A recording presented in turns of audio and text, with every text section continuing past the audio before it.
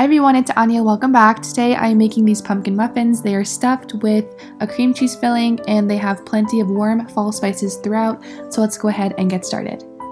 Into my stand mixer I added in a 1/3 cup of white sugar, a 1/4 cup of brown sugar, a 1/4 cup of milk, which was at room temperature. Make sure when you're making it that it is. A 1/3 cup of canola, vegetable oil, sunflower oil, whatever you have on hand. 3/4 cups of pumpkin puree that's also at room temperature, and a splash of vanilla extract.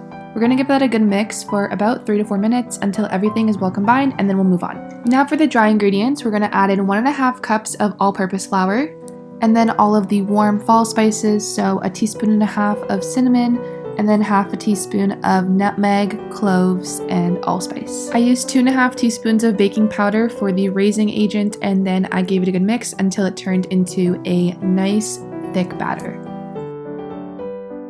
I divided it evenly between 12 liners, and then it was time to stuff them.